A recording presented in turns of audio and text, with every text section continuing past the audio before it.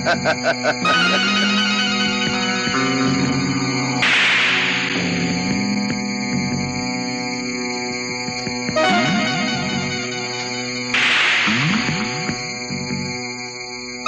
लो अपना पाप।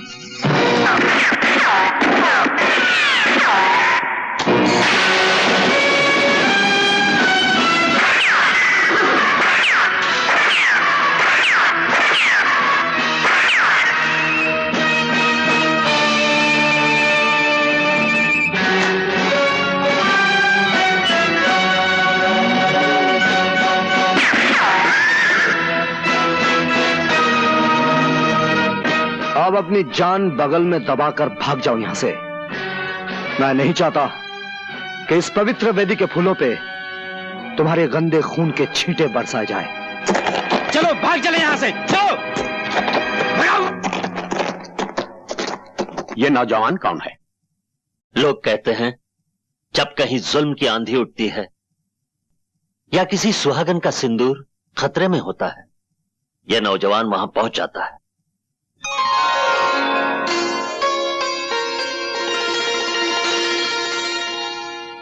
ये लीजिए गहने, दुल्हन को पहना दीजिए।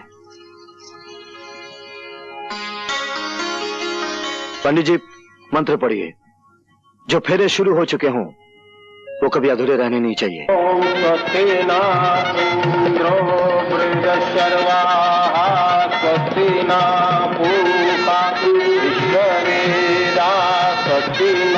परम धर्म वाले की गोलियों से तो बचकर आ गए हम लोग, लेकिन शमशेरा से हमें कौन बचाएगा? वो हमें जिंदा जला डालेगा। इसने ठीक ही कहा। शमशेरा की किताब में इससे बड़ा कोई जुर्म नहीं है और इस जुर्म की सजा है मौत, सिर्फ मौत। और मौत से बचने का एक ही रास्ता है और एक ही जगह है। वो कौन सी जगह है?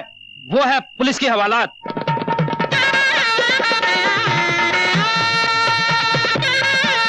बधाई हो राय साहब, बधाई हो। शुक्रिया ठाकुर साहब। अरे वो फरिश्ता कहां गया जिसने हमारी बेटी की अमानत और इस गांव की इज्जत को लुटने से बचाया है? जुल्म से लड़ने के लिए जो लोग दूसरों की आग में कूदते हैं वो किसी धन या धन्यवाद का इंतजार नहीं करते राय साहब। चल दोस्त, फिर तूने अपना फर्ज अदा कर दिया। पता नहीं हर खतरे से पहले तुझे किस तरह पता चल जाता है। सुनिए, हम आपके एहसान का बदला तो नहीं चुका सकते। ये छोटी सी भेंट है, आप इसे स्वीकार कर लीजिए। जो मैंने किया है वो एहसान नहीं था, मेरा धर्म था। और धर्म अपना इनाम खुद होता है। उसे सोने चांदी के तराजू में तोलकर हमें शर्मिंदा ना कीजिए। लेकिन आपने ये तो नहीं बताया, आपका नाम क्या है, कौन है आप? समझ लीजिए मैं एक राही हूं जिंदगी के सफर का, और ये मेरा दोस्त है जो मुझे रास्ता दिखाता है।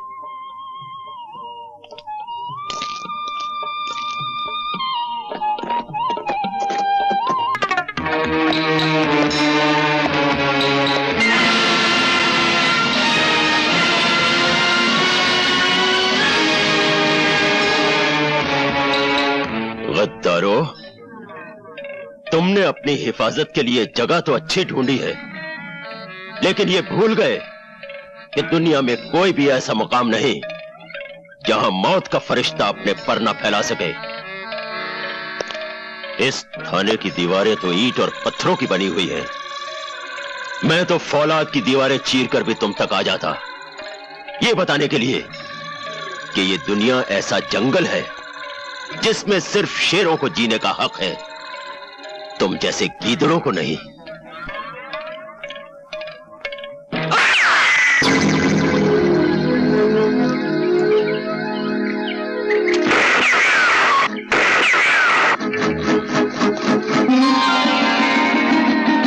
आप?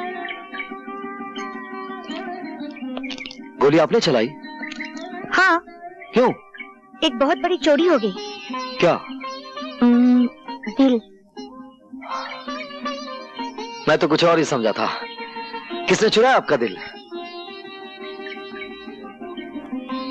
जिंदगी के सफर के एक राही ने, जिसकी राह ढूंढते ढूंढते मैं यहाँ तक पहुंच गई हूँ।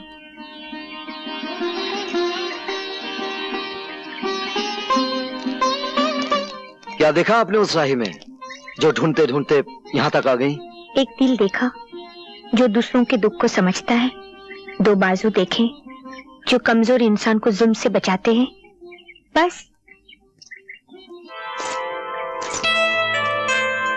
आप तो सिर्फ गोली बंदूक की भाषा समझते हैं, और ये भाषा आपने सीखी कहां से? पहले मैं भी अहिंसा का पुजारी था। डाकुओं ने ऐन शादी के मौके पर मेरी बहन का दहेज लूट लिया। जिस दरवाजे से डोली उठने वाली थी, उसी दरवाजे से दो अर्थियां उठी, एक मेरी बहन की और दूसरी उसके दूल्हे की।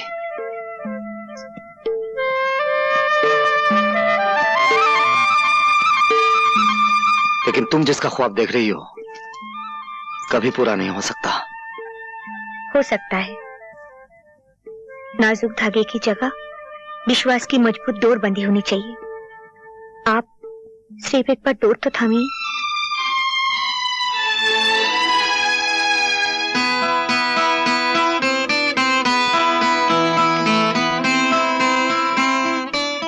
मैं भी तुम्हारे विश्वास की ताकत के सामने हार गया, जैसे एक बार मौत का देवता सत्यवान की सावित्री के विश्वास के सामने हार गया था।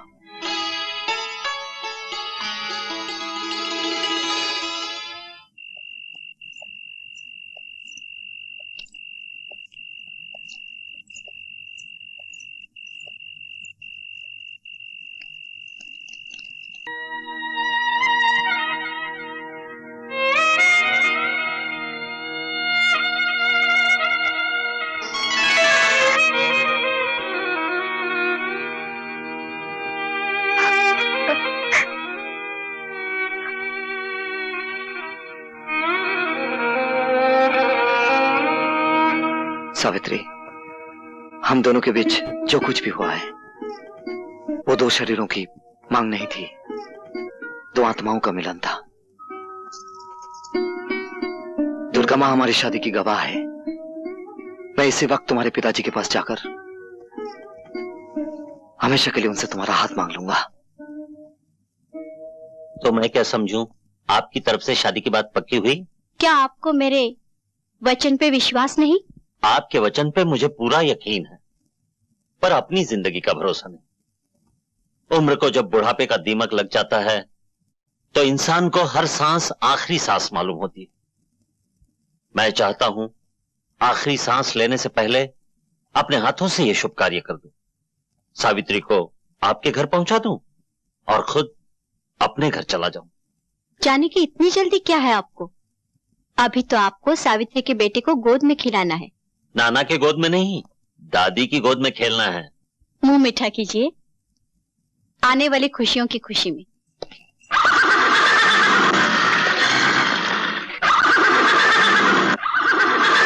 आपके घोड़े को क्या हो गया आज?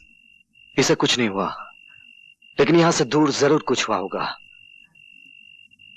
आज फिर किसी सुहागन का सिंदूर और दहेज खतरे में है।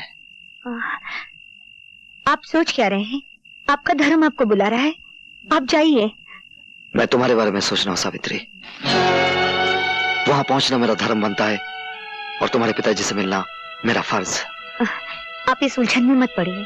अगर मेरे कारण कोई दुल्हन लूट गई तो मैं अपने आप को कभी माफ नहीं कर पाऊंगी। मैं चाहती हूँ मेरा प्यार आपके हाथ की तलवार बने, पांव की बेड़ी नहीं। आप जाइए, मैं आपका इंतजार करूंगी।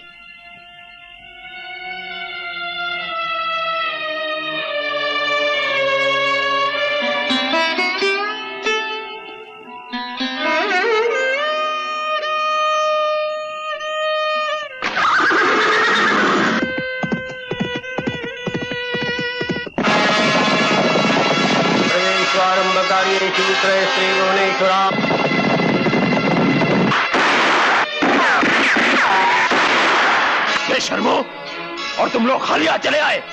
लानत है तुम पर। डूब मारो चुल्लू में पानी में। विनायकं गुरुं बाणं ब्रह्म विष्णु महेश्वरान् सरस्वतीं प्रणम।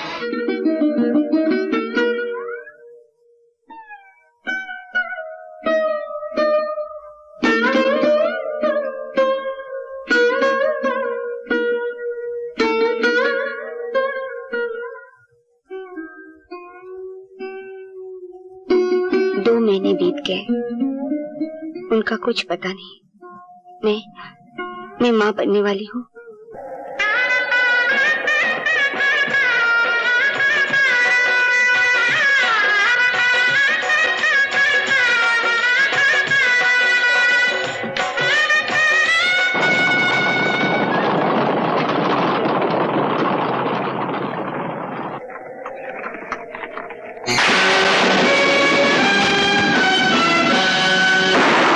परम धर्म वाला आ गया।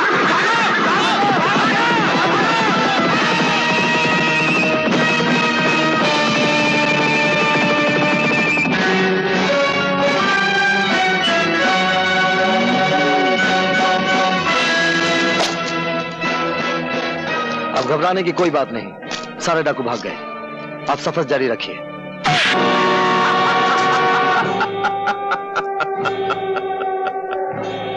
हाँ, लेकिन अब तुम्हारी जिंदगी का सफर खत्म हो चुका है।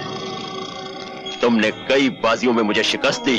मैंने जिस तरफ हाथ बढ़ाया तुमने बीच में ही उसे काट दिया। लेकिन अब मैं तुम्हें काटूंगा, सर से पांव तक तुम्हारे इतने टुकड़े करूंगा कि गिनने वाला गिन नहीं सकेगा। अच्छा, तो ये सब झूठ था। बाकी सब झूठ था, लेकिन तुम्हारी मौत सच्ची है।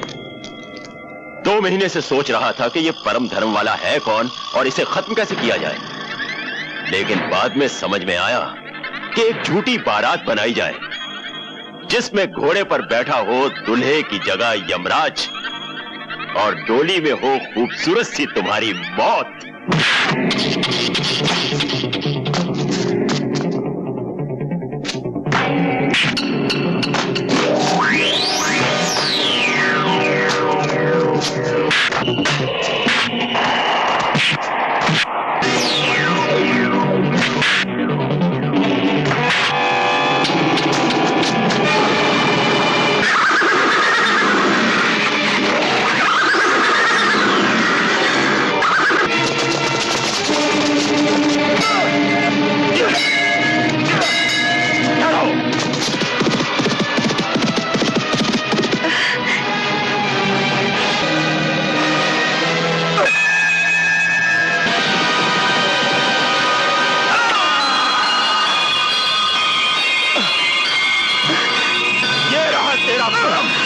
और ये रहा तेरा परम। विजय! विजय! विजय! आंखें खोलो विजय!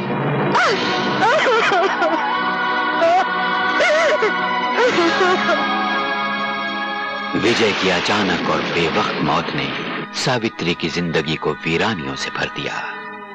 ठाकुर साहब के अरमानों पर बिजली टूट पड़ी जब उन्हें यह पता चला कि उनकी बेटी बिन ब्याही मां बनने वाली है, जिसे दुनिया वाले पाप समझेंगे और सावित्री एक शूरवीर की निशानी।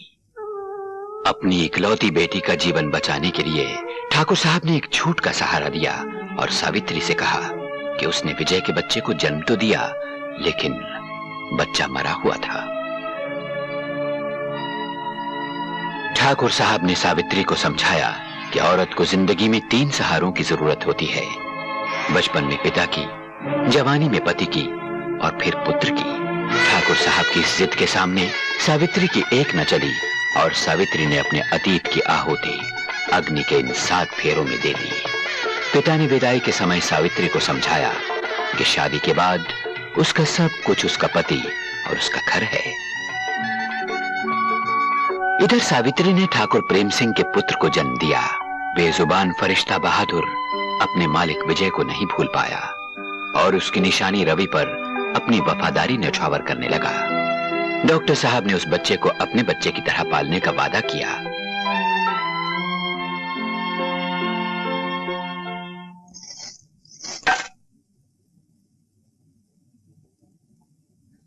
ये रुपए गरीबों में बांट दो। राजेश हमारी जिंदगी में इतनी खुशियां लाया है कि इसे हीरे और मोतियों में तोला जाए तो भी कम है। जाओ। चलो बेटा, केक काटे। लो। शाबाश।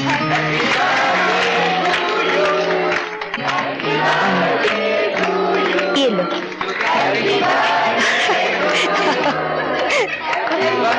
थोड़ा सा खा लो।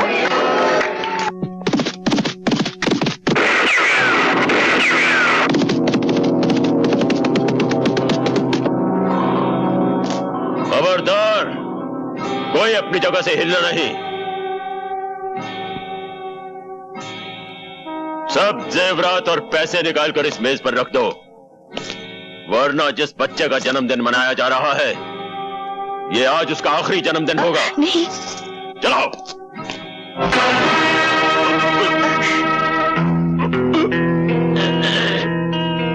खबरदार जो किसी ने बंदूक उठाने की कोशिश की।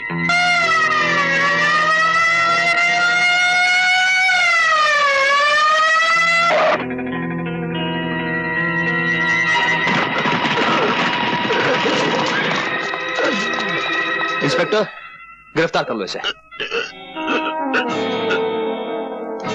तुमने मेरी एक आंख फोड़ी है ठाकुर। तुम्हें अपनी दोनों आंखों के साथ जान से भी हाथ धोना पड़ेगा। मैं तुम्हें नहीं छोड़ूंगा ठाकुर, मैं तुम्हें नहीं छोड़ूंगा ठाकुर, मैं तुम्हें नहीं छोड़ूंगा।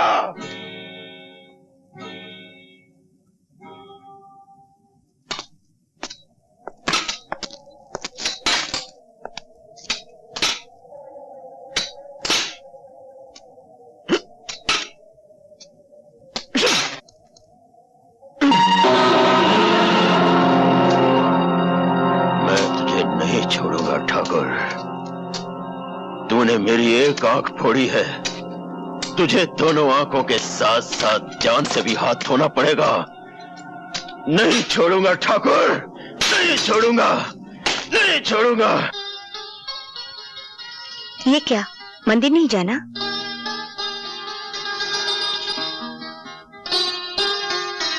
ऐसे क्या देख रहे हैं? सावित्री, हमारी शादी को 20 साल हो गए हैं, लेकिन आज के दिन तुम मुझे मंदिर ले जाना कभी नहीं भूलती। जिनकी वजह से मेरा ये सब कुछ है, उनको मैं कैसे भूल सकती हूँ? अब देर ना करें, चलिए। चलो।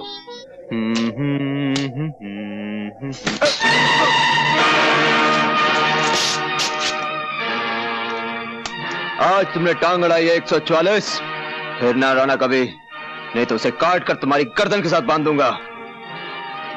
तूने भी आज जवान लड़ाई है छोकरे, दोबारा नहीं लड़ाना, वरना इसे जबाड़े में से निकालकर चील और कौवों को डाल दूंगा।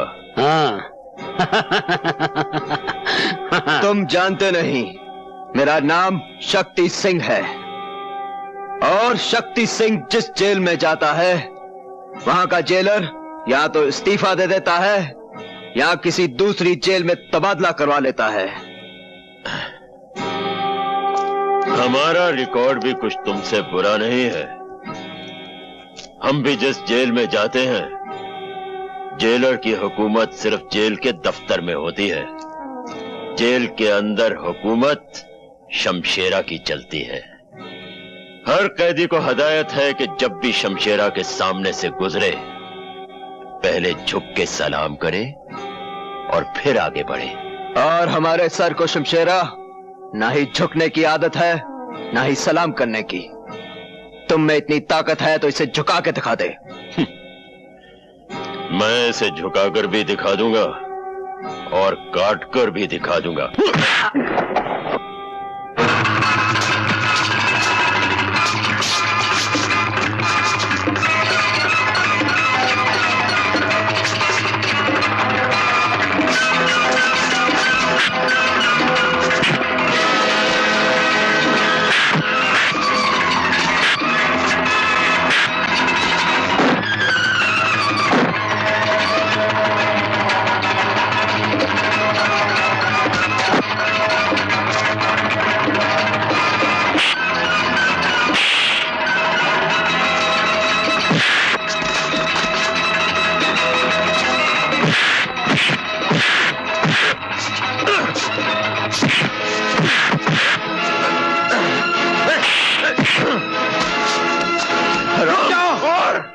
शमशेरा, शमशेरा, तुम 7 साल के लिए जेल में आए थे, लेकिन इन्हीं खूनी उबालों की वजह से तुम्हारी सजा 7 साल से बढ़कर 14 साल हो गई, और फिर 14 साल से 21 साल।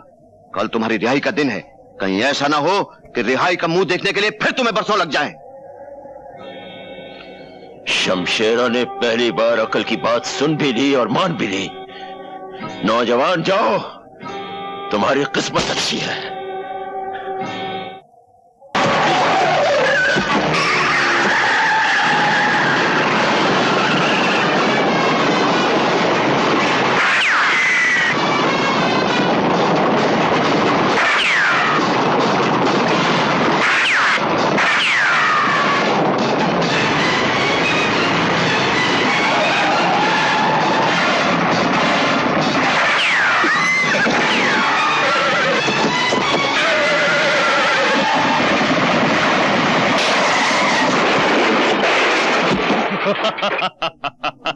ले चलो।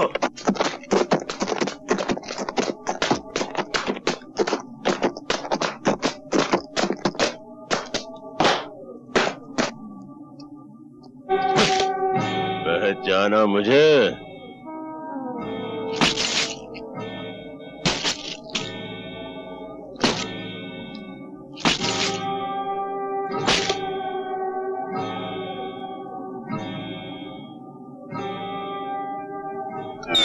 अपनी मौत को सामने देखकर भी नहीं पहचानते?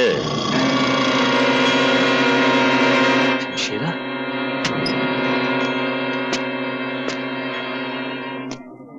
मैंने तुम्हारा दिया हुआ यह जख्म अपने सर आंखों पर रखा है। बरसों जेल में पत्थर तोड़े हैं ताकि जिस दिन तुमसे मुलाकात हो तुम्हारा हिसाब चुकता कर सकूं। आज वो दिन आ गया है ठाकुर। इसे पहचानते हो?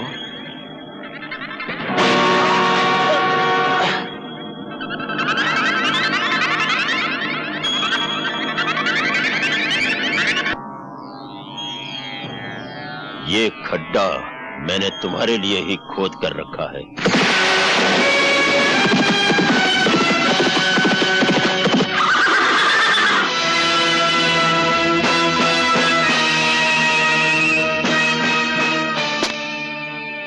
जो दूसरों के लिए खड्डा खोदता है वो खुद उसी में आकर गिरता है। जिन बच्चों के अभी दूध के दांत भी न टूटे हों उन्हें इस तरह उछलकर मर्दों की तरह बात नहीं करनी चाहिए। मर्द तो मैं हूं, वो भी असली, और बेटा भी मर्द का। कहो तो मर्दानगी के 2-4 नमूने पेश करूं? ठहरो।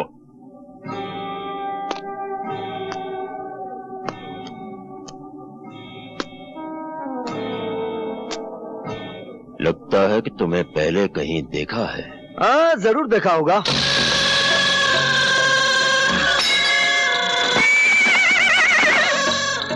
लो, बहादुर भी हाँ कह रहा है।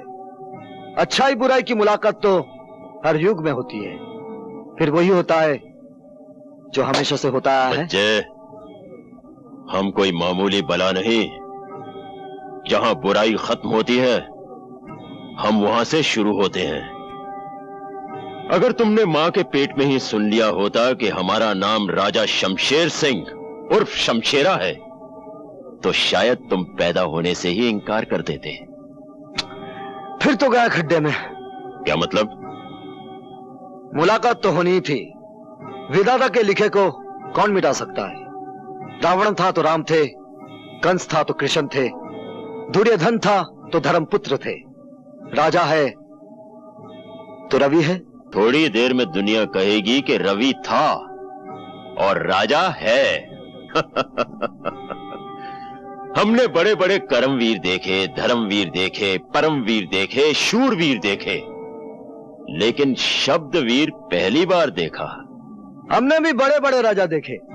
गलियों का राजा देखा, सड़कों का राजा देखा, भिखारियों का राजा देखा, लेकिन आज पहली बार कब्रिस्तान का काना राजा देख रहा हूं। देखो मिस्टर कान्या, मारा मारी से पहले एक शर्त है। जो खड्डे में पहली बार गिरेगा वो अपने हाथों से मिट्टी समेट कर अपने आप को दफन कर लेगा। मंजूर? मुझे मंजूर है।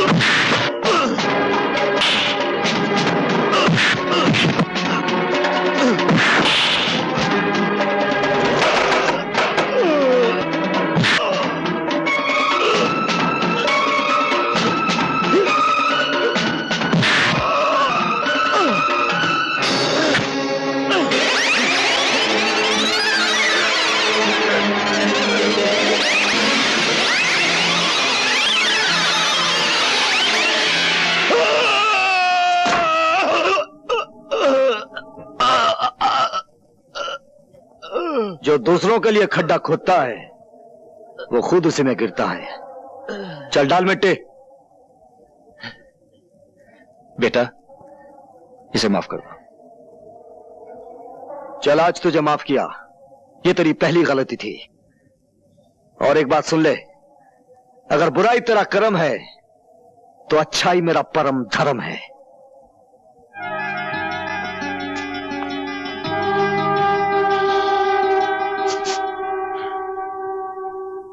हाय राम, ये क्या हो गया आपको?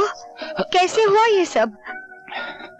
जिंदा पहुंच गया तुम्हारे पास। भगवान का शुक्र करो सावित्री। शमशेरा तो आ ही गया था आज, अपनी आंख का मेरी जान से बदला चुकाने। मुझे मारने से पहले एक नौजवान कहीं से आ गया और उसने तुम्हारी मांग का सिंदूर मिटने से बचा लिया। कहाँ है वो नौजवान? आप उसे साथ नहीं लाए? वही तो यहाँ लेके आया है मुझे, बाहर खड़ा है वो।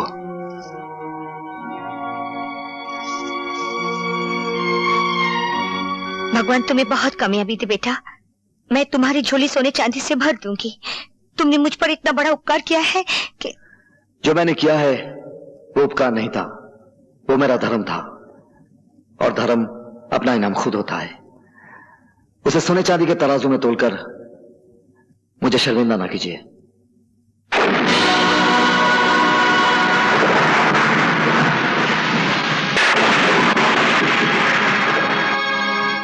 मैं चलता हूं, उनकी देखभाल के लिए किसी डॉक्टर को बुला लीजिए।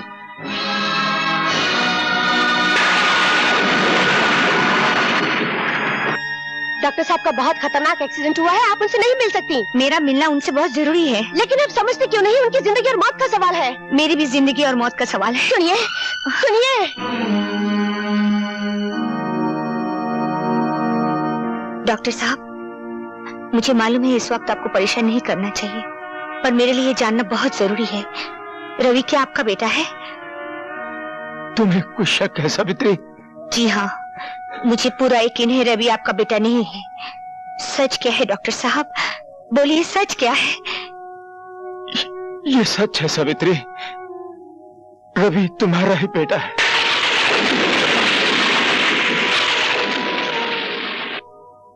मगर अब इस सच्चाई को मेरे साथ ही मर जाने दो, नहीं तो तुम्हारे हरे भरे घर में आग लग सकती है। डॉक्टर साहब, डॉक्टर साहब, डॉक्टर साहब।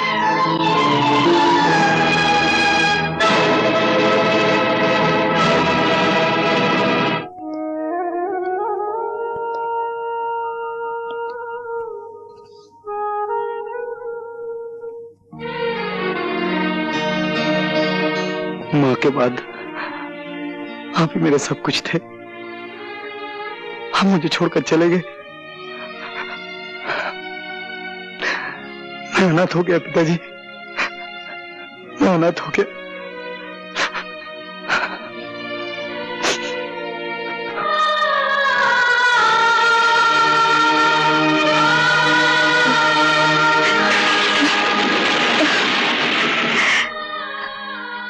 हे भगवान, अब मैं क्या करूं?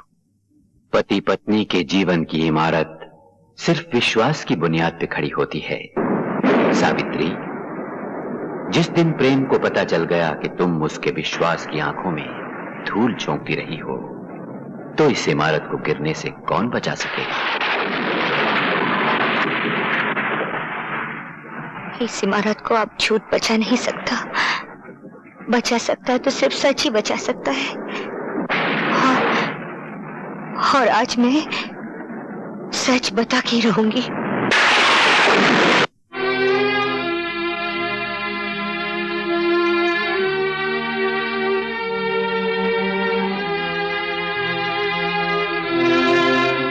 क्या बात है सावित्री? बात कुछ ऐसी है जो मैं ना कह सकी तो मेरा दिल अंदर ही अंदर घुटकर मर जाएगा। मैं आपसे सब... मैं जानता हूं तुम क्या कहना चाहती हो। मैंने तुम्हारी आंखों में तुम्हारे दिल की कहानी पढ़ ली है। तुम अपने बेटे के बारे में बात करना चाहती हो ना? हाँ हाँ, आपको कैसे मालूम कि मैं अपने बेटे के बारे में बात करना चाहती हूँ? सावित्री, मैंने जिंदगी के कितने साल गुजारे हैं तुम्हारे साथ, दुख सुख बांटे हैं। तुम्हारी जिंदगी का ऐसा कौन सा कोना है जो मुझसे छुपा है एक कोना जिसमें आज तक अपने... मैं वो कोना भी जानता हूं। उसका नाम है रवि। रवि? क्या बताया रवि ने आपको? उसने बताया कि तुम डॉक्टर को मिलने गई थी। डॉक्टर ने तुमसे कुछ कहा और दम तोड़ दिया। वो बिलक बिलक कर रोने लगा और तुमने उसके सर पे अपना हाथ रख दिया। और क्या कहा रवि ने?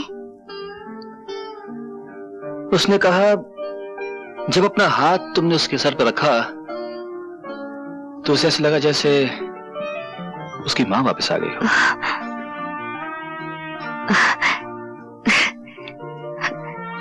बेचारा, उसने मां को जाना ही नहीं, फिर भी मां से कितना प्यार करता है। डॉक्टर साहब के चले जाने के बाद वो अकेला हो गया है। मैंने उससे कहा वो हमारे घर आ जाए।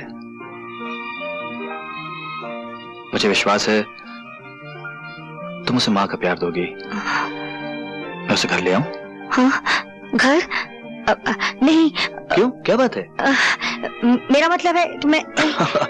तुम राजेश के बारे में सोच रही हो? कहीं वो सोचेगा कि उसका हक बांटने वाला कोई आ गया।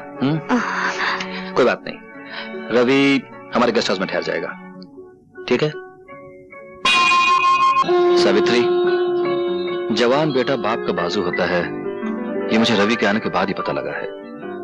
वो कैसे?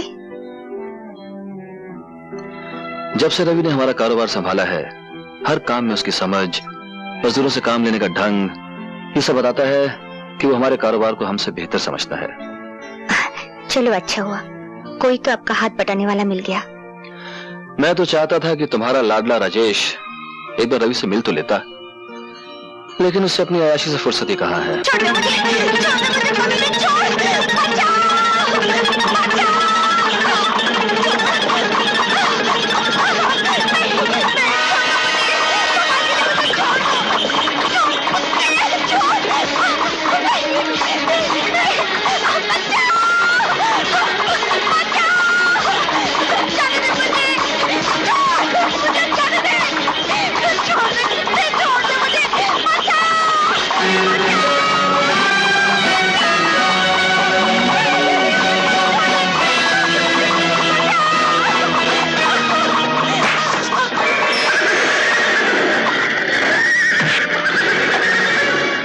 कौन हो तुम जो मेरे और मेरे शिकार के बीच में आके खड़े हो गए हो? शिकार का इतना ही शौक है तो जंगल में जाओ और किसी शेर का शिकार करो। कमजोर लड़कियों पर हमला करने वाले को शिकारी नहीं कहते। मालूम होता तुम्हारे मुंह में जो जबान है जरूरत से ज्यादा लंबी है, उसे काट के छोटी करनी पड़ेगी। मेरी जबान काटने से पहले मेरे हाथ की लंबाई तो देख ले।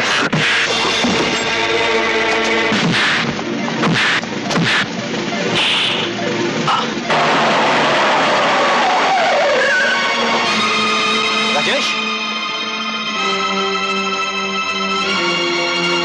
राजेश, ये क्या हो रहा है? बेटे, यही हो रवि है, उस दिन जिसने शमशेरा से तेरे पिता की जान बचाई, और अब हमारे कारोबार में इनका हाथ बटा रहा है। तो यूं कहो माँ कि ये हमारा नया नौकर है जो हमारे ही टुकड़ों पर पलकर अपनी औकात भूल रहा। राजेश, रवि, तुम बताओ क्या हुआ? आप इन्हीं से पूछ लीजिए। मैं जानता हूं गलती तुम्हारी ही होगी राजेश। चलो हाथ मिलाओ इसके साथ। मैं नौकरों से हाथ नहीं मिलाता।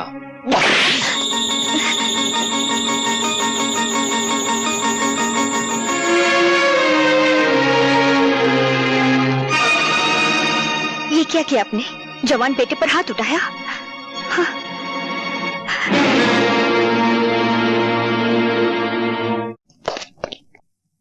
आपने मुझे बुलाया ठाकुर साहब? हाँ, वो बंजारे लोग आए हैं, उनको मेला लगाने की जगह दे दो। पिलराम, पिलराम, जो हुक्म, जो हुक्म। बंजारे, मैं ना पिताजी, पिताजी दरवाजा खोलिए पिताजी, हमारी किस्मत का दरवाजा भी खुल गया है। खाना बदोश लोग आ गए पिताजी। पिताजी, पिताजी, अरे आज सुबह सुबह बेहोश हो गए क्या?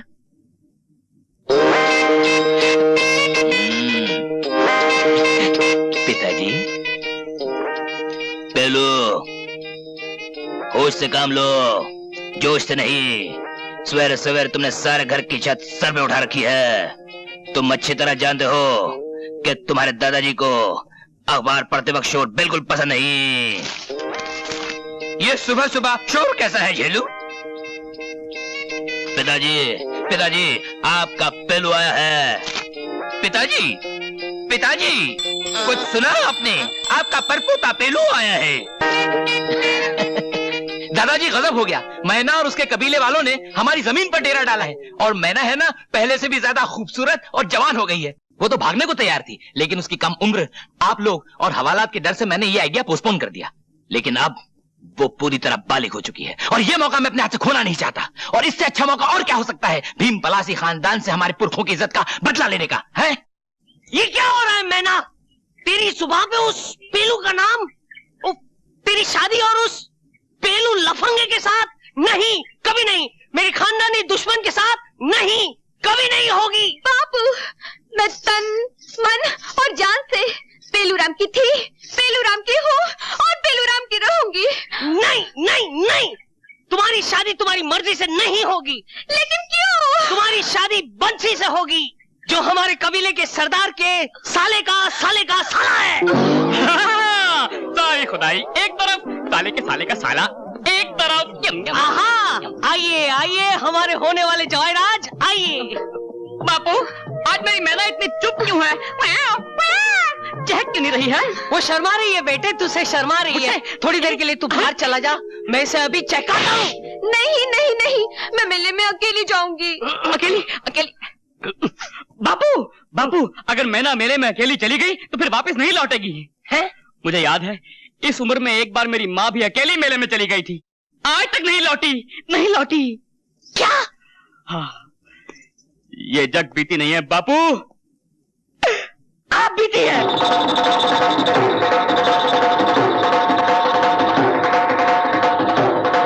आओ आओ गुलफाम, आओ मेहरबान, शहनशाह जहान, मेरे रुस्तमे जमाल, आओ और आके मुझसे पंजा लड़ाओ और अपनी मर्दानगी आजमाओ।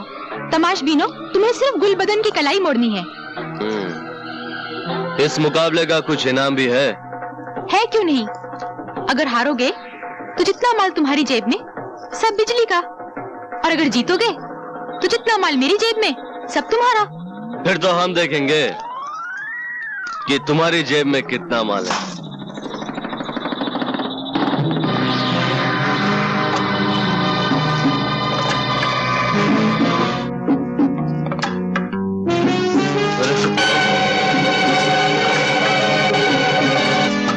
चल माल निकाल। अरे मेरा बटुआ कहाँ गया? अरे घर से बटुआ लाया भी था या फोकट में ही तमाशबीनी करने चलाया था? अरे देखो लोगों, ये खेल इसी कलाई का नहीं हाथ सफाई का है। अबे ए जग्गा, जरा दिखाना इस मर्दुए को अपने हाथ की सफाई। अबे चलता, अबे मुंह से ऐसी बात आ रही जैसे शराब का पूरा पीपा उधेड़ दिया अंदर। अरे ओ शराबी, क्यों दूसरों का बिजनेस खराब करता है? चल चल यहाँ से, चल। अरे छोड़ो मुझे यार। है कोई और कोई है कलाई मोड़ने वाला? ओ बिजली भाई, हम आ गए तुम्हारे बाजार में अपनी मर्दानगी आजमाने। देखना है कितना जोर है तुम्हारी कलाई में। हार जाओगे शहजादे, बिजली से जो पंजा लड़ाता है मुंह की खाता है। पंजा तो हम लड़ाएंगे बिजली भाई, तुम्हारी कलाई तो फूलों की तरह है। अरे हम तो वो हैं जो नंगी तलवार को मुट्ठी में पकड़ लेते हैं।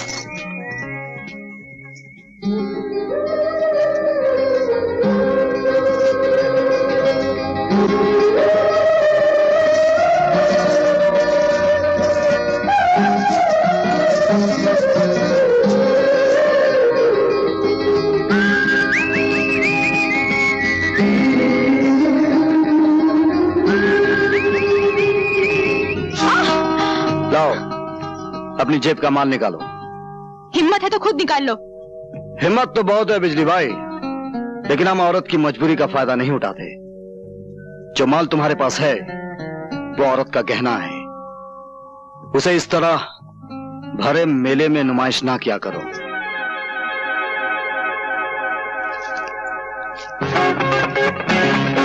अरे जग्गा, वो भाषण देने वाला तो बड़ा चालू निकला, मेरी चोली में से बटुआ ही निकाल के ले गया। तू पकड़ ना जाकर। मैं अबे अबे पैसे लेके कहां भागता है?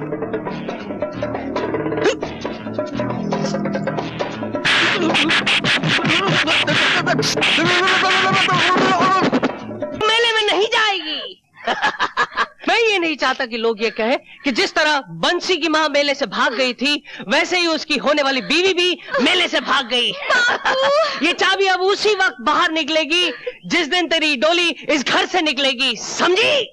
बाबू, मैं मेले में जाऊंगी, मुझे मेले में जाना है बाबू। बाबू मैना, मैना, कौन है? कौन है? मैना और तोते का खेल देखो। दिल्ली का कुतुब मीनार देखो। बंबई का गेटवे ऑफ इंडिया देखो। कलकत्ते का हावड़ा ब्रिज देखो। सब देखा हुआ है, ये सब देखा हुआ मैंने। तो फिर पेरिस की गोरी मैम देखो। गोरी मैम? क्या करती है? क्या करती है? खुद ही देख लो। दिखाओ दिखाओ दिखाओ। मदद करो, मदद करो, जल्दी मदद करो। मदद। गोरी मैम का स्पेशल रेट है 10 रुपया। 10 रुपया? दिखाओ, पहले दिखाओ। तुम तैयार हो? हाँ, जल्दी उतारो, जल्दी उतारो। साहब बड़े बेचैन है, देखो साहब। उतार दे।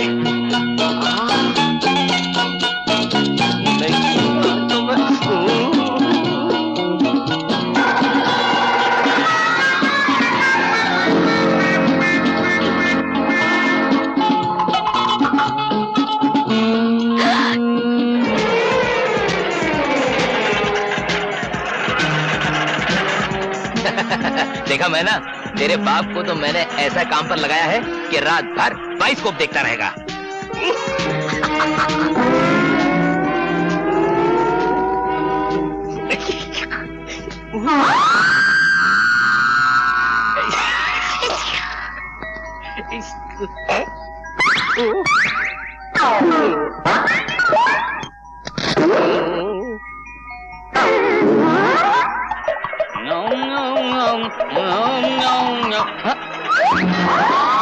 चल चल जा।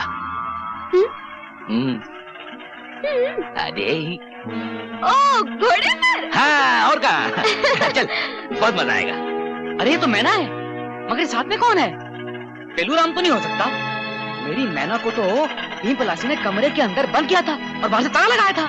लकड़े की काठी, काठी पे घोड़ा, घोड़े की क्या? हाँ, दुम पे जो मारा हथौड़ा। कदम कदम पर घर वालों ने निगहबानी की, फिर भी ताला तोड़कर मैना उड़ गई। खैर हो इस जवानी की। तो फिर तू कौन है?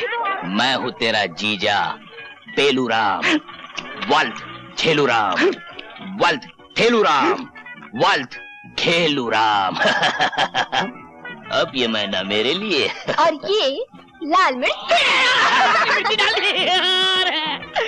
देखता हूँ तुझे, अभी बुलाता हूँ भीम पलासी को, फिर बताऊंगा कि तू मेरा जीजा या मैं तेरा जीजा हूँ।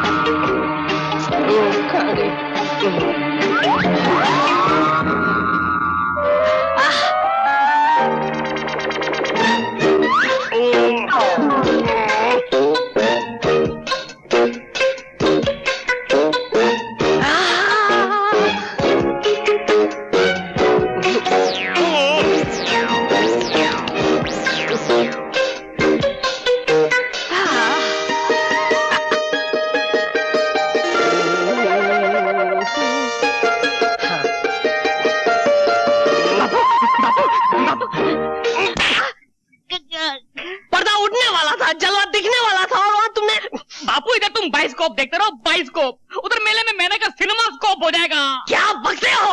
चाबी मेरे पास है। चाबी? अरे किधर? कदम कदम पे निगाह पानी की, पिंजरा तोड़ के उड़ गई मैना, खैर हो जवानी की।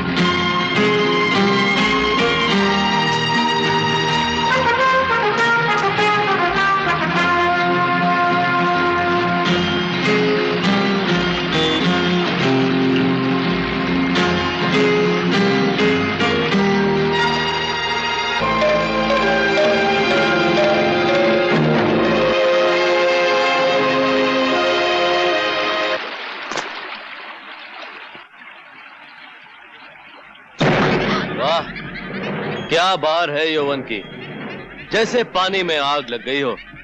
भूल गए उस दिन की हार? नहीं भूला, इसीलिए तो यहाँ आया हूँ उस दिन का फैसला करने। तुम भी अकेली हो, मैं भी अकेला हूँ। आज पंजा लड़ा लो तो मजा आ जाए।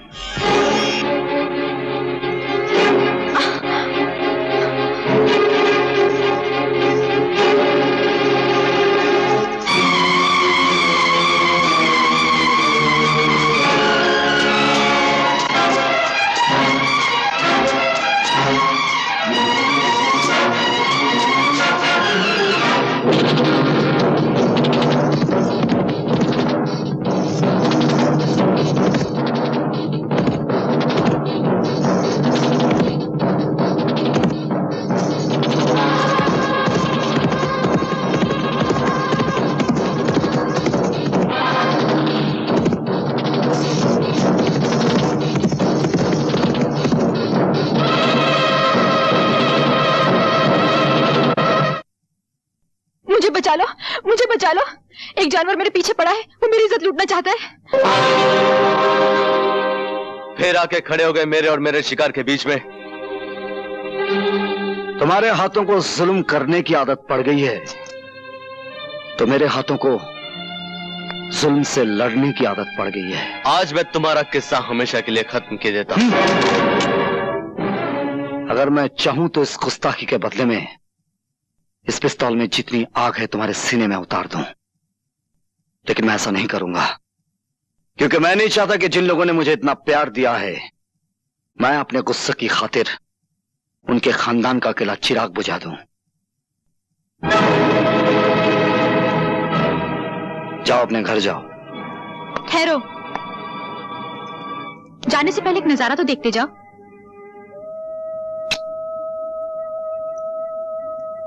ये वो चीज है जिसके लिए तुम हमेशा तड़पोगे, लेकिन कभी पा नहीं सकोगे। मैं क्या कर सकता हूं ये तुम्हें मालूम नहीं, खाना बादोश।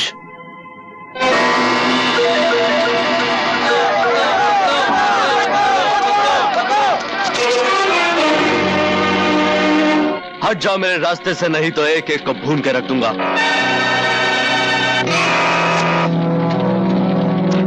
इसको रस्सी से बांध कर इसी की लगाई आग में डाल दो। छोड़ो मुझे,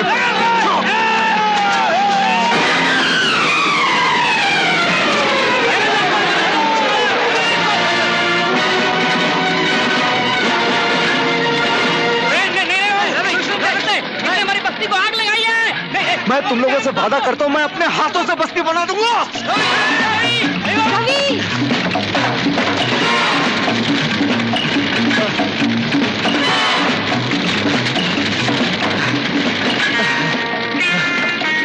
जा, तुम निकल जा।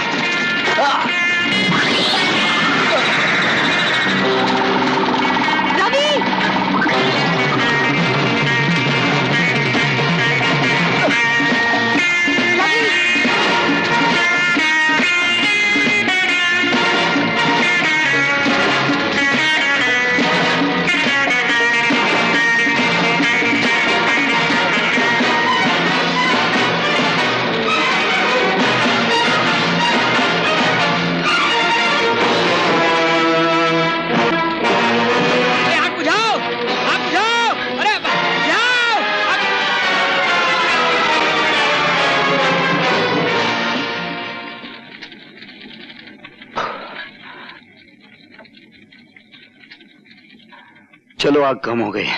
अभी कहाँ कम हुई, अभी तो आग लगी है। क्या मतलब?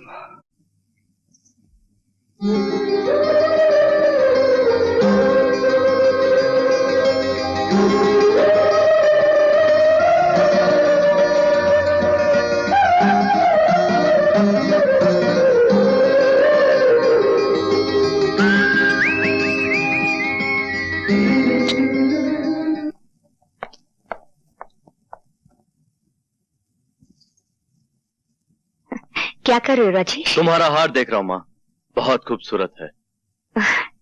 ये हमारे खानदान का 9 लाख हार है। पहले इसे मेरी सास ने पहना, अब मैंने पहन रखा हुआ है, आगे चलकर हमारी बहू पहनेगी। ये क्या कर रहे हो राजेश? इसे लेकर कहाँ चल रही है? तुम्हारी बहू के गले में डालने के लिए। तुम इतने गिर गए हो कि आज तुम्हारा हाथ माँ की गर्दन तक पहुँच गया। जो आदमी नजरों से गिरा दिया गया हो, उसे क्या मालूम उसके हाथ क्या कर रहे हैं और पांव कहाँ जा रहे हैं। राजेश सुनो। करती तो ना सही, खैरात ही दे दो। मैं भूखा जरूर आया हूँ यहाँ, लेकिन भूखा जाऊंगा नहीं। छोड़ दे मुझे। छोड़ दे। बहुत हो गया तुम्हारी बदतमीजी का तमाशा। मैं बर्दाश्त नहीं कर सकता कि किसी मर्द का हाथ एक कमजोर औरत पर उठे, चाहे वो औरत वेश्या ही क्यों ना हो। सुन लो दोस्त, तुम वैश्य के जीने पर तो चढ़कर खुद आए थे, लेकिन जाओगे 4 कंधों पर सवार होकर।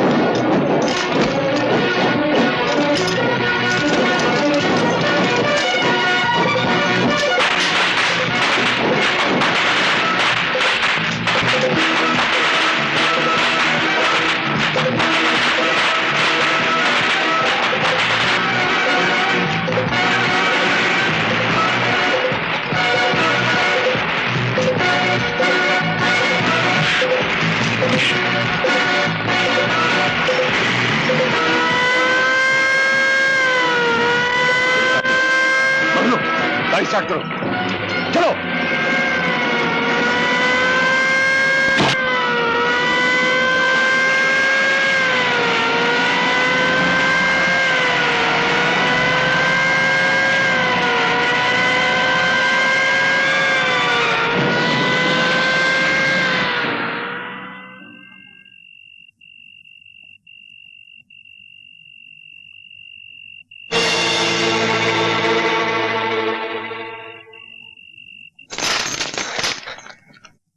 शमशेरा तुम? हाँ, उस दिन जेल में जो हमारा तुम्हारा मुकदमा शुरू हुआ था, मैं चाहता हूं कि आज उसका फैसला हो जाए। तुम्हारे सामने बंदूकें भी पड़ी हैं और तलवारें भी,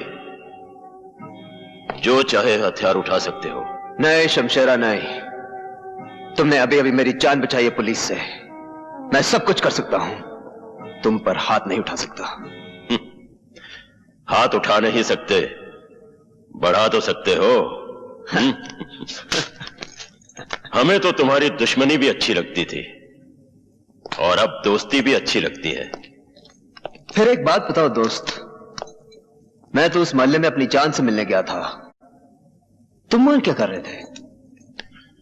मैं अपने एक दुश्मन का पीछा कर रहा था जो उसी कोठे पर गया था। ओह, इससे तो यही जाहिर होता है कि हम दोनों का एक ही दुश्मन है। दुश्मन ने हमारी दोस्ती की जंजीर में एक कड़ी और जोड़ दी है। दुश्मनी वो आग है जिसमें दोस्ती का लोहा तपकर फौलाद बनता है। इसी बात पर एक बार फिर से मिलाओ हाथ।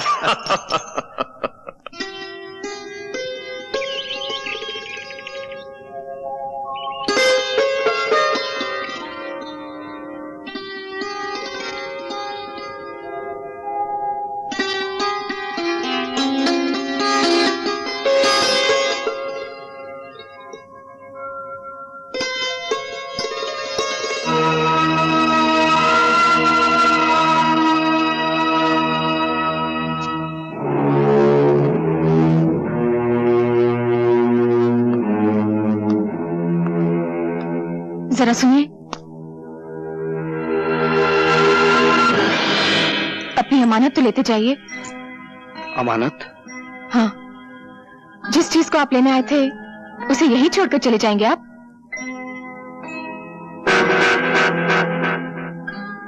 ये हार जो आप वापस कर रही हैं, इसकी कीमत जानती हैं आप?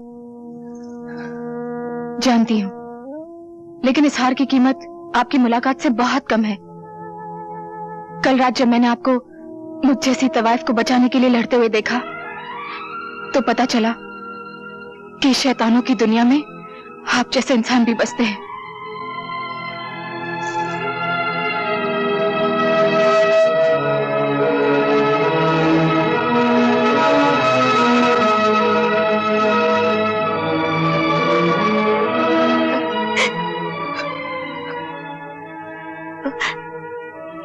लो मां, अपना खानदानी हार। तुम्हारा एक बेटा इसे ले गया था, समझ लो दूसरा बेटा वापस ले आया।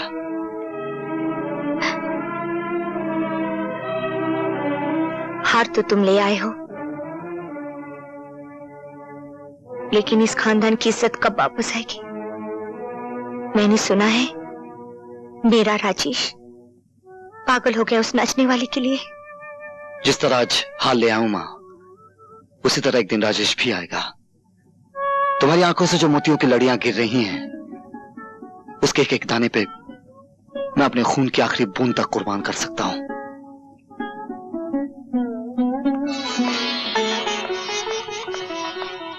भगवान, आज मैं जिंदगी में पहली बार तुम्हारी मंदिर की सीढ़ियां चढ़कर आई हूं। ये कहने आई हूं कि ना तो मुझे तुम्हारी ये दुनिया चाहिए, न आसमान पे बिखरे हुए तारे चाहिए, और न जमीन के नीचे दबे हुए खजाने। चाहिए तो बस यही चाहिए, मुझे उस बाजार से उठा लो जिसे आज तक मैं अपनी मां की गोद समझती आई हूं, और मेरे सर पर वो आंचल डाल दो जो एक कोठे वाली को घरवाली बना सकता है।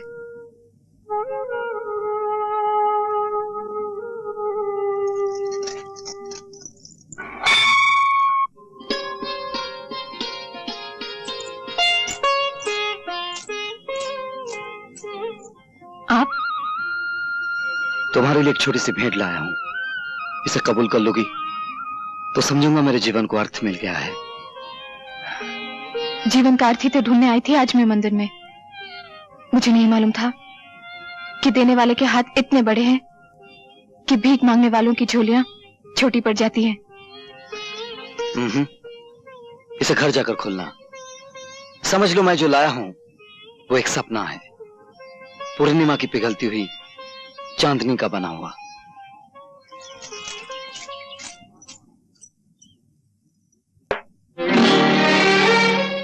तुम?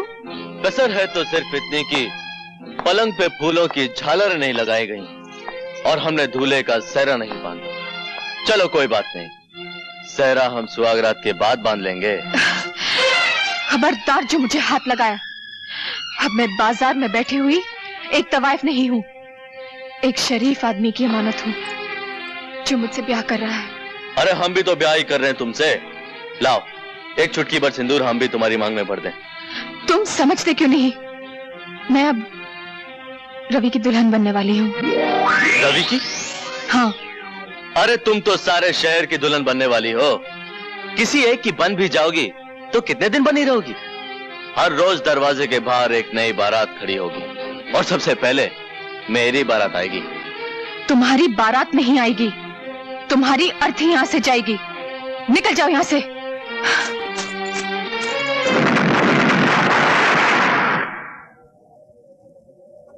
शाबाश, आज रवि की जिंदगी का आखिरी दिन है।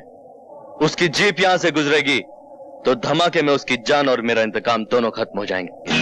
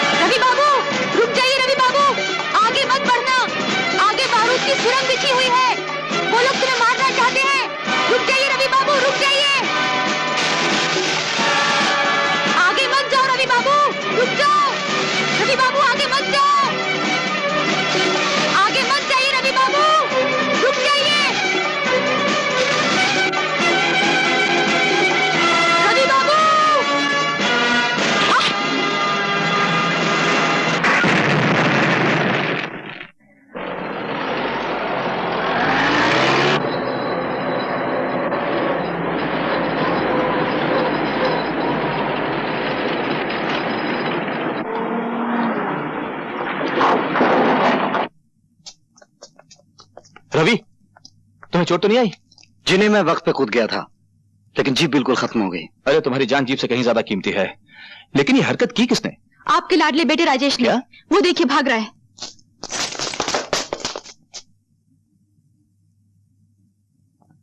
मुझे बचा लो माँ, मुझे बचा लो। आज तुम्हें कोई नहीं बचा सकता। क्या हुआ? क्या किया है मेरे राजेश ने? आज ये एक ही छलांग में इंसानियत की आखिरी हद से गुजर गया है। तुम जानती हो, आज इसने रवि की जान लेने की कोशिश की। रवि की? क्या ये सच है? यही सवाल जब अदालत में इससे पूछा जाएगा तो ये कह नहीं सकेगा कि ये झूठ है। सवाल तो आज मैं अपने आप से कर रहा हूं कि मैंने ऐसे बेटा मांगा क्यों था। मैं तो अपनी वसीयत में लिख जाऊंगा कि मेरी चिता को नीच से नीच आदमी आग दे, मगर ये अधिकार मेरे बेटे को ना मिले। मुझे ये अधिकार चाहिए भी नहीं। चाहिए तो सिर्फ अपना वो हक चाहिए जो आपने एक सगे बेटे से छीनकर एक बेगाने को दे दिया है। मेरा जुर्म ये नहीं कि मैंने रवि की जान पे हमला किया, मेरा जुर्म ये है कि मेरा हमला नाकाम रहा। आपने मुझे बुलवाया था साहब? आइए इंस्पेक्टर साहब, इसे गिरफ्तार कर लीजिए। इसने रवि की जान लेने की कोशिश की है। ठाकुर साहब, तुम देख रही हो मां, पिताजी मेरे साथ क्या सुलूक कर रहे हैं। जो आज हुआ है बेटे, वो कई साल पहले हो जाना चाहिए था। गलती तो हमारी है जो हमने जहर के पौधे को दूध से सींचा। इंस्पेक्टर साहब, ले जाइए इसे। ठीक है। इसे एक मौका दे दीजिए, ये सुधर जाएगा। ले जाइए इसे इंस्पेक्टर साहब। भिजवा दीजिए मुझे जेल में, चढ़वा दीजिए मुझे फांसी के ऊपर। इससे ज्यादा आप कर भी कह सकते हैं। आप मेरे बाप नहीं, कसाई है, कसाई है आप। सावित्री,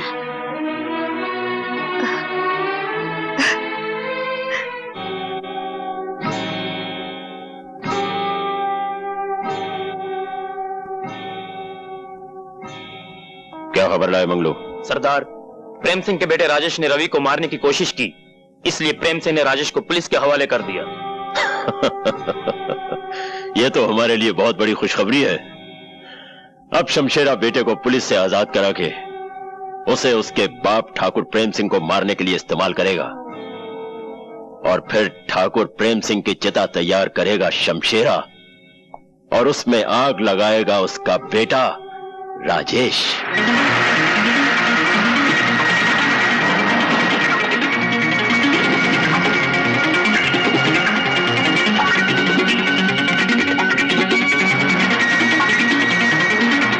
चलो।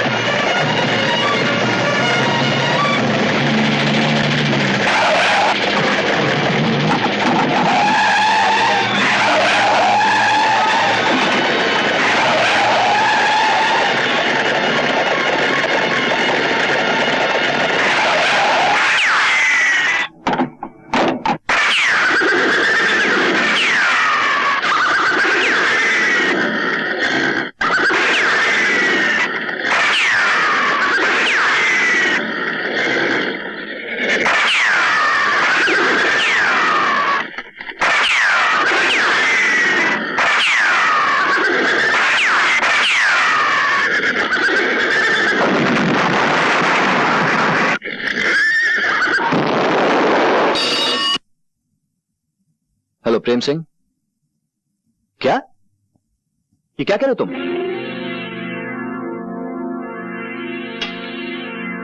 क्या हुआ? शमशेरा और उसके आदमी राजेश को उठा के ले गए हैं। नौजवान, तुम्हारे दिल में यह सवाल उठ रहा होगा कि मैंने तुम्हें क्यों बचाया है। जवाब सुनने के लिए मैं सर से पांव तक कान बन गया हूं। मेरा एक रिश्ता तुम्हारे बाप से है और दूसरा तुमसे। तुम्हारे बाप से मेरी पुरानी दुश्मनी है और तुम्हारी कहानी उस दुश्मनी से भी बहुत ज्यादा पुरानी है। डैडी से आपकी दुश्मनी क्यों है मैं जानता हूं, नहीं जानता तो दूसरी कहानी नहीं जानता। 20 साल पहले मेरा इकलौता बेटा मर गया था। तुम्हें सामने देखा तो मुझे लगा जैसे मेरा बेटा ही वापस आ गया हो। अगर आज वो जिंदा होता तो तुम्हारी ही उम्र का होता। उसके खून में भी जवानी की आग भड़क रही होती, आंखों से शोले लपक रहे होते, मेरे दुश्मनों को जलाकर राख कर देने के लिए। अगर तुम्हारे बाप से मेरी दोस्ती होती तो मैं उसे कहता कि मेरा सब कुछ ले लो, लेकिन अपना बेटा मुझे दे दो। आप अपने दुश्मन के बेटे को अपना बेटा बनाने के लिए तैयार हो जाते? तैयार ही नहीं, बेकरार हूं। और सोचो तो अपने आदर्शवादी बाप के पास तुम जाकर करोगे भी क्या? वो फौरन तुम्हें पुलिस के हवाले कर देगा। कत्ल की कोशिश के इल्जाम में तुम्हें कम से कम 10 साल की सजा तो होगी ही। जेल से बाहर निकलोगे तो तुम्हारी जवानी ढल चुकी होगी। खून में भड़कते हुए शोले बर्फ से भी ज्यादा ठंडे हो चुके होंगे। जिंदगी का जुलूस चल तो रहा होगा, लेकिन शमशान की तरफ जाती अर्थियों की तरह। मुझे बचा लीजिए अंकल, बचा लीजिए। अपने मरे हुए लड़के के सदके मुझे अपने आप से अलग मत कीजिए। कैसे कर सकता हूं बेटे? अपने जिस्म से अपनी जान को कौन अलग कर सकता है? और फिर मेरी जान तो पूरे 20 साल के बाद वापस आई है। अरे तू क्यों रो रहा है? क्यों रो रहा है? मंगलवार रात को 8 बजे बारात लेकर आ जाना, मैं तेरी शादी मैना से करवा दूंगा। मंगलवार रात को 8 बजे। आगे बारात आ गई, बारात आ गई। चलिए हाँ, चलो आइए जवाहराज आइए। अरे नहीं, संभालो। ठीक है। अरे दूसरी बारात कहाँ से आई? ये कौन है? ये कैसे हो सकता है? लेकिन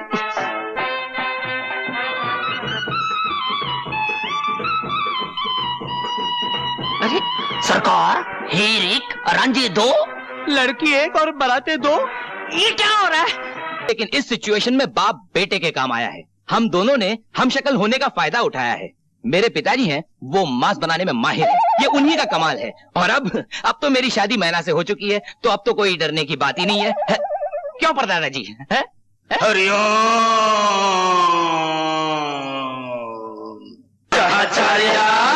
जहाँ चार यार मिल जाए वहीं कर दे चमत्कार। जहाँ चार यार मिलके वो चाल चले, अरे मिलके वो चाल चले, दुश्मन सब हाथ मल पार करे, ऐसा हो जाए बेड़ा पार। जहाँ चार यार ला ला ला ला ला ला ला ला ला ला ला ला ला ला ला ला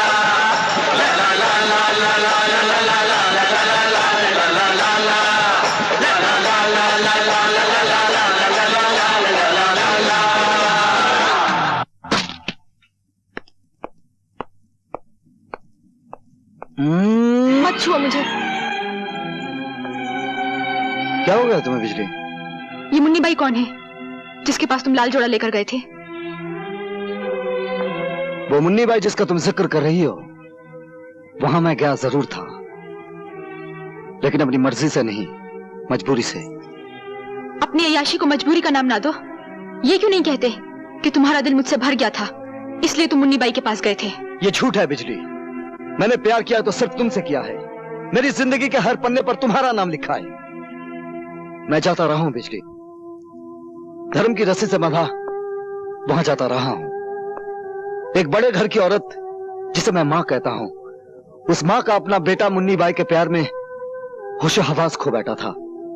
उसे बाजार से घर लाने के लिए मुझे मुन्नी बाई से प्यार का नाटक करना पड़ा। मैं ये कैसे मान लूं कि जो तुमने उसके साथ किया वो नाटक था और जो मेरे साथ कर रहे हो वो नाटक नहीं है?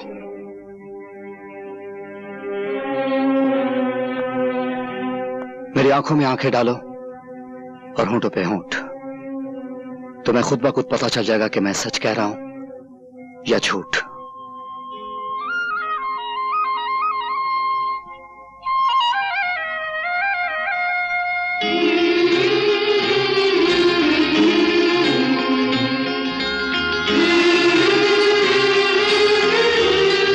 वो झूठ था, ये सच है।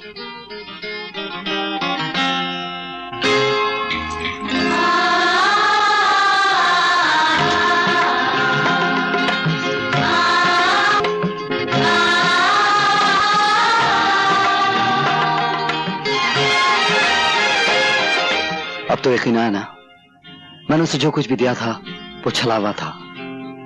वो सुहाग की साड़ी, वो मांग का सिंदूर, वो लाल चूड़ियां।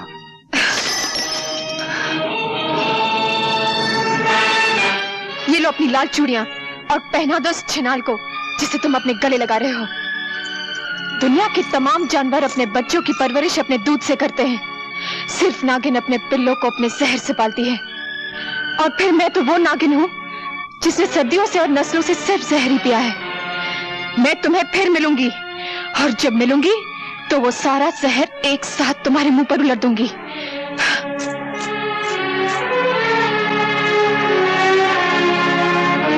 शक्ति सिंह, तुम और यहाँ? हाँ शक्ति सिंह, तुम हमेशा चल के मेरे पास आया करते थे, लेकिन आज मैं खुद तुम्हारे पास आई हूं।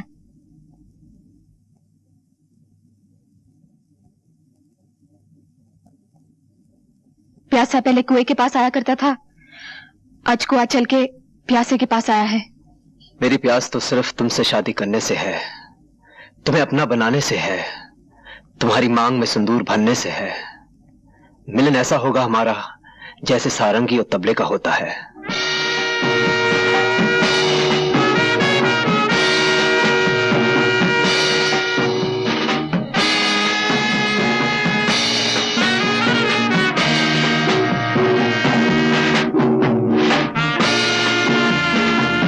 ये मिलन जरूर होगा शक्ति सिंह।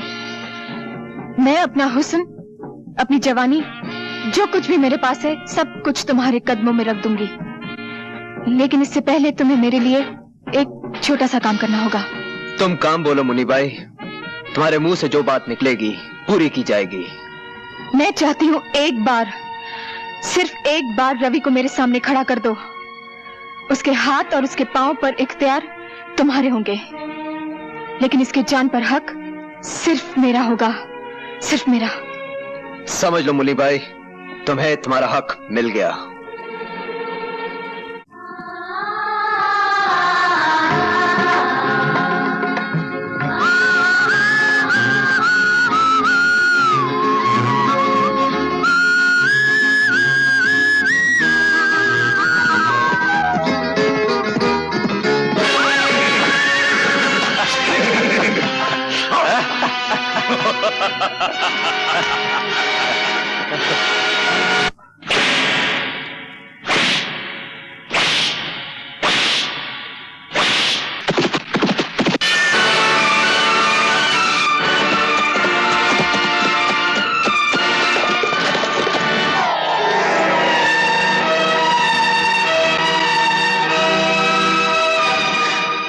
रवि,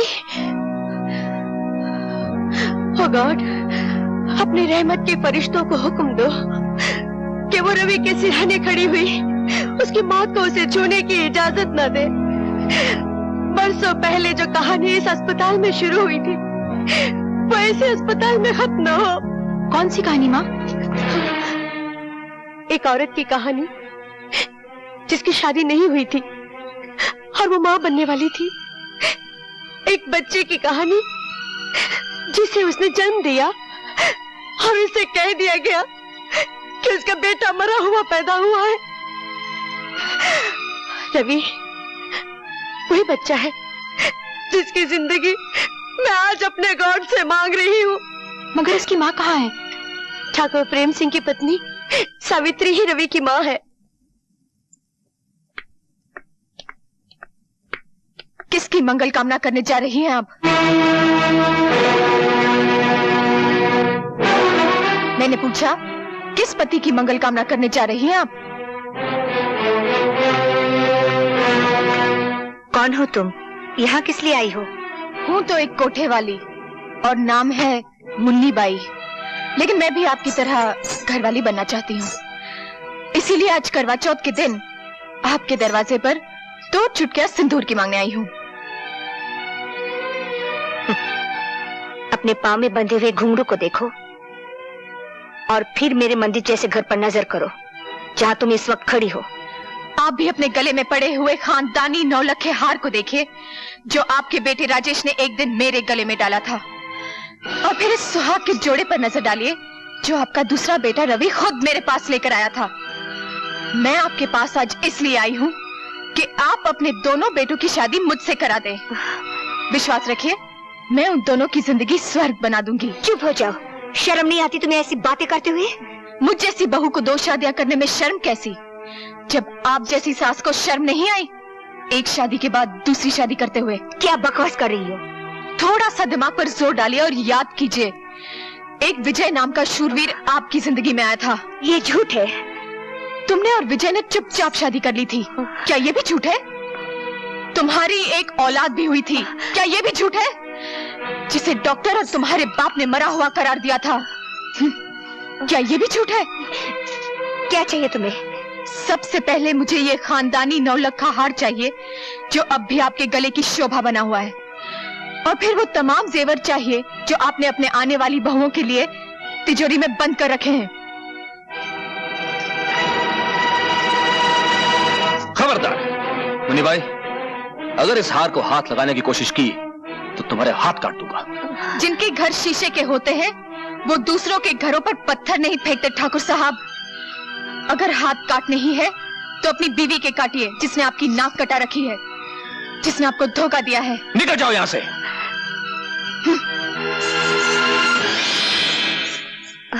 अब मैं तुमसे पूछता हूँ सावित्री, जो कुछ इसने कहा क्या वो सच है? इतना बड़ा सच छुपाया तुमने मुझसे, अपने पति से, जिसे तुम परमेश्वर मानती थी? मैं पूछता इतना खूबसूरत धोखा क्यों किया तुमने मेरे साथ? क्यों किया, आखिर क्यों?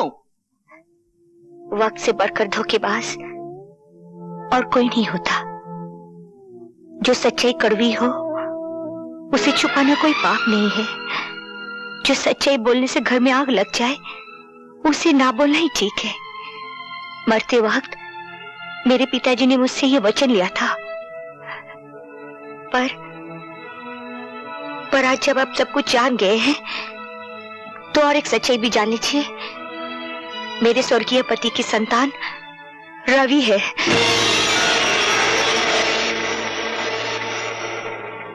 पर मैं आपके चरणों की सौगंध खाकर कहती हूँ, ये जानती हुई कि रवि मेरा बेटा है, मैंने उसे आज तक बेटा कहकर पुकारा नहीं।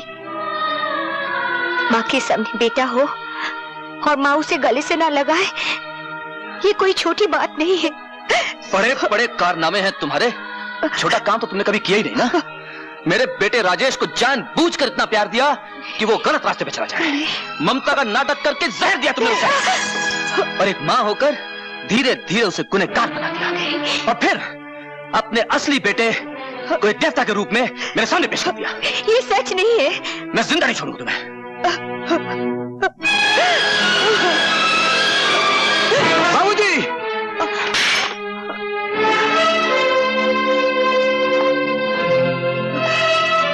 उठो मां।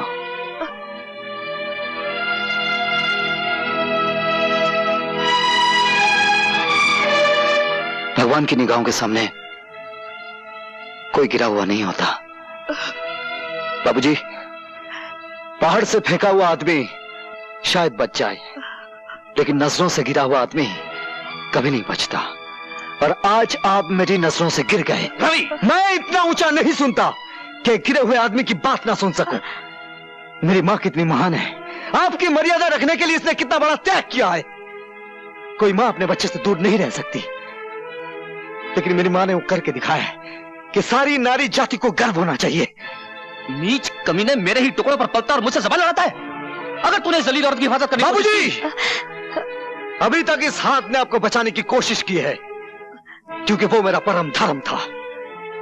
लेकिन मां पर अगर किसी ने हाथ उठाया तो यह हाथ मां के बेटे का फौलादी हाथ बन जाएगा, और मां की हिफाजत करना मेरा परम धर्म होगा। चलो मां। नहीं रवि, मैं इन्हें छोड़कर कहीं नहीं जाऊंगी। मैं इस घर में डोली में बैठ कर आई थी, अब तो इस घर से मेरी मिट्टी उठेगी। मेरे लिए तुम मिट्टी ही हो, जब चाह उठ जाओ। सुना मां, लेकिन मेरे रहते हुए उन लोगों की मिट्टी उठेगी जो तुम्हारी मिट्टी खराब करना चाहते हैं। चलो।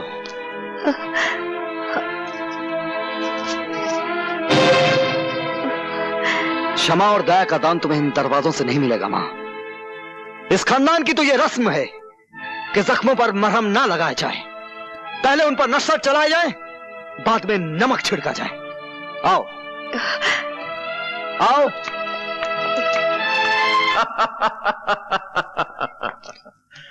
शाबाश मुन्नी भाई, शाबाश। बरसों के बाद आज वो दिन आ गया है बेटे, जिसका हमें इंतजार था। लोहे की वो दीवार चकनाचूर हो गई है जो आज तक प्रेम सिंह को मुझसे बचाती रही। आज हम सबको अपना अपना हिसाब चुकता करना है। तुम्हें अपना हक मांगना है अपने बाप से, मुन्नी बाई को अपने घायल प्यार की कीमत मांगनी है रवि से, और शक्ति सिंह को अपनी मोहब्बत की खातिर अपनी जान की बाजी लगानी है, और मुझे अपनी नफरत की आग ठंडी करने के लिए प्रेम सिंह का खून पीना है। और राजेश, आओ मेरे साथ, हम दोनों की मंजिल एक है। और तुम शक्ति सिंह मेरे साथ आओ। अगर तुमने रवि का किस्सा तमाम कर दिया तो मेरे तमाम इनकार तुम्हारे सामने हथियार डाल देंगे।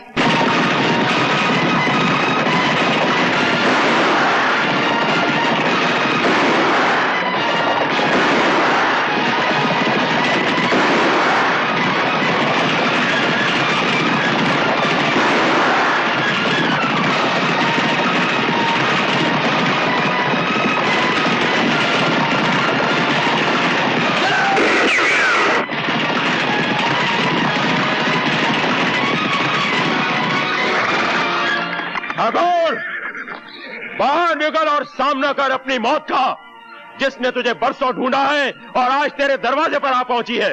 ये क्यों नहीं कहता कि तू खुद मौत के दरवाजे पे आ गया है?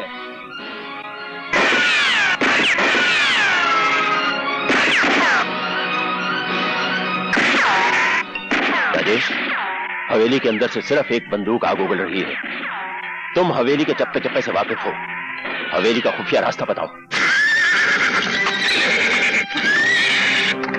रवि, आज फिर किसी जगह जुल्म की आंधी उठी होगी, किसी सुहागन का सिंदूर खतरे में पड़ गया होगा। बेटा, तू जल्दी जा, जल्दी जा।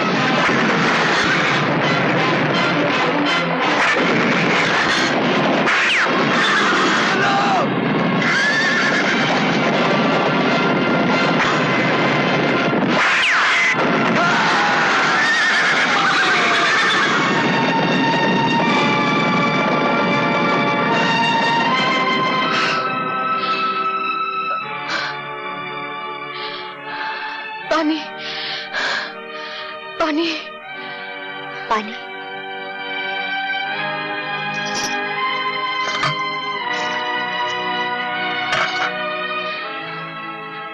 पानी। उठो बेटी, ये लो पानी पी लो।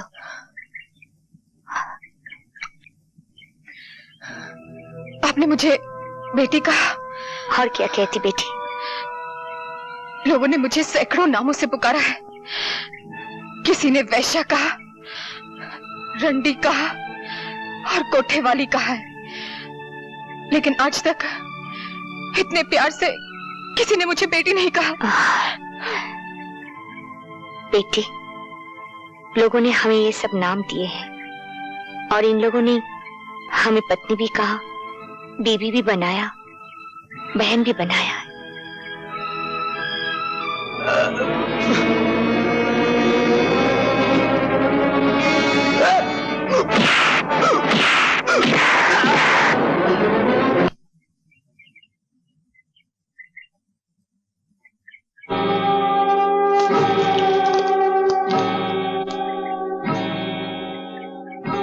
ठाकुर, याद है मैंने तुमसे कहा था कि तुमने मेरी एक आंख ली है, तुम्हें अपनी दोनों आंखों के साथ साथ जान से भी हाथ धोना पड़ेगा। कहां है तुम्हारा वो परम धर्म वाला जिसके बलबूते पर तुम इतना उछलते थे? इंतकाम की जो भट्टी मैंने अपने सीने में परसों से तपाई रखी है, मैं चाहता तो था कि उसके अंगारे अपने हाथों से तुम्हारे बाप के मुंह पर उड़ेल दूं। क्योंकि मैंने तुम्हें अपना बेटा कहा है, इसलिए यह हक मैं तुम्हें देता हूं। ये लो पिस्तौल और उतार दो सारी की सारी गोलियां अपने बाप के सीने में, जिसने तुम्हें जायदाद नहीं दी, दौलत नहीं दी, बाप का प्यार नहीं दिया, दी है तो सिर्फ मुंह भरकर गालियां और जमाने भर की ठोकरें। चलाओ गोली और खत्म कर दो इस बाप बेटे के झूठे नाटक को हमेशा के लिए।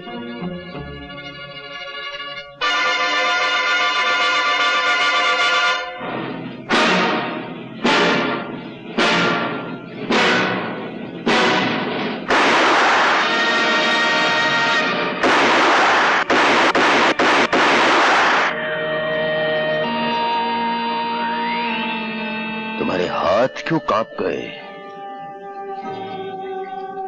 सांस क्यों उखड़ गई? हाँ? ओह, समझा। शायद वो बुज़दिली तुम में वापस आ गई है जो तुम्हें अपने बाप से खून में मिली थी। जा जाकर बैठ जा अपनी बाप की गोद में। राजेश, राजेश। और अब देख ठाकुर, जब एक मर्द निशाना बांधता है तो उसका शिकार कैसे तड़प तड़प कर मरता है।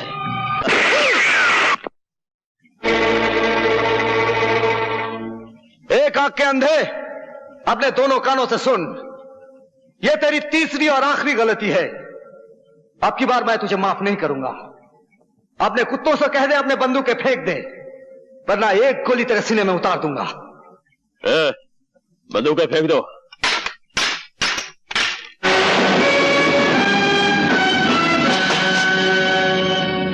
तुमने क्या समझा था?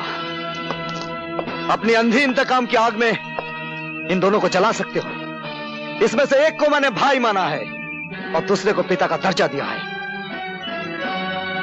अबे ओ 2 नंबर के बेटे, तू ये कैसे भूल गया कि इसने तेरी मां को धक्के मारकर घर से बाहर निकाला था और इसी ने कहा था कि तू इसका नहीं, किसी राहगीर का तोहफा है। मैं एक बहादुर बाप की यादगार हूं जिसने अपनी जान दे दी सुहागनों को बचाते हुए। ये मेरे पिता ना से ही, लेकिन मेरे मां के सुहाग हैं और उनके सुहाग को बचाना मेरा परम धर्म है।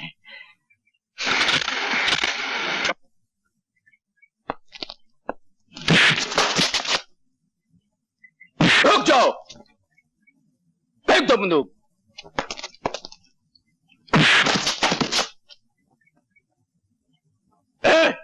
बांध दो इन हरामखोरों को।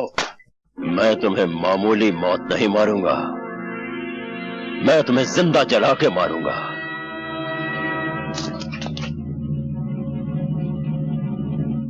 मशाल तैयार करो। ठहरो शमशेरा, ये मेरा शिकार है। जिस तरह इसने मेरे दिल को जलाया है, उसी तरह आज मैं इसे जला दूंगी। शाबाश मुन्नी भाई।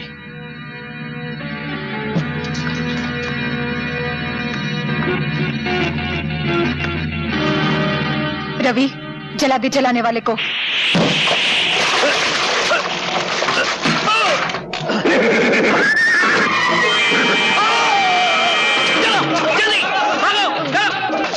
राजीव बाबू अब यहाँ क्या खड़े? वहाँ पता है? ओह, लेकिन आपको बांधा किसने? अरे शमशेरा ना, और किसने? शमशेरा, पूरा वक्त आ गया तेरा।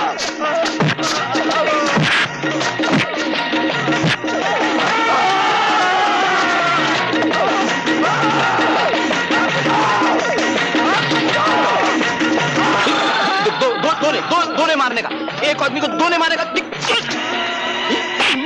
मेरे को मारेगा? नहीं, तेरे को साथ में लेके साथ में लेके जाएगा तेरी। अबे छोड़। ए डकुआ, औरत पे हाथ उठाता है? अरे हिम्मत है तो मुझसे लड़। ये अरे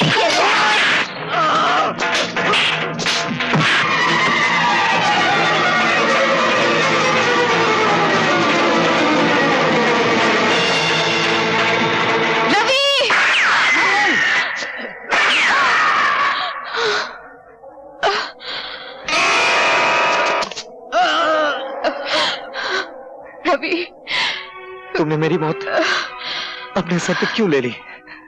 रवि, मैं तुम्हें अपना दूल्हा तो नहीं बना सकी। सोचा कि तुम्हारी मौत को ही अपने गले लगा लूं।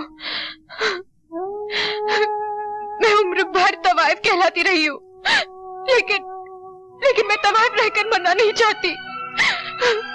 अगर हो सके तो मुझे अपनी सुहागन बना दो रवि।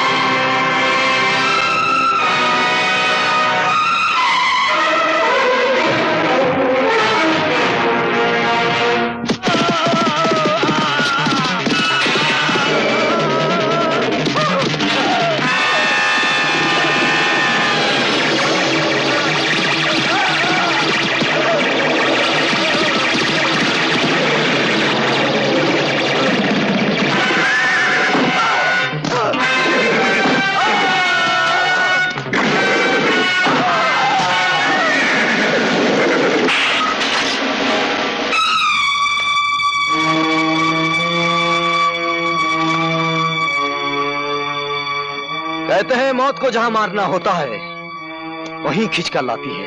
ये भगवान और ये फरिश्ता गवाह है कि ये वही जगह है।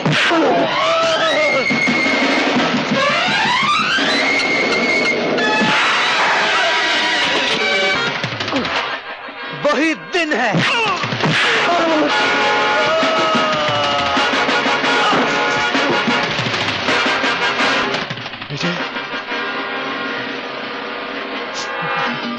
विजय, नहीं विजय, मरते वक्त हर गुनाह की तस्वीर सामने आ जाती है। मेरे पिता के कातिल, गौर से देख, तेरी मौत का नाम विजय नहीं रवि है।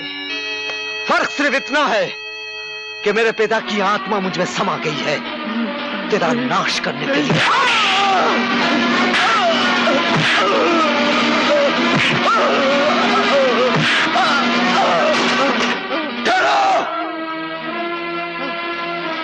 माँ, अगर शमशेरा को कुछ हुआ तो तुम्हारी माँ का क्रियाक्रम यहीं हो जाएगा। बस शक्ति, तू फिक्र मत कर बेटे, इस बुराई को हमेशा के लिए खत्म कर दे। सुहागनों की सुहाग को मिटाने वाले इस पापी को हमेशा के लिए मिटा दे। बच्चों को अनाथ करने वाले इस राक्षस को खत्म कर दे।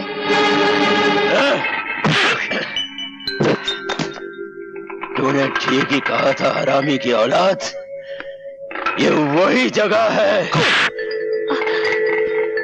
वही वक्त है और वही माहौल।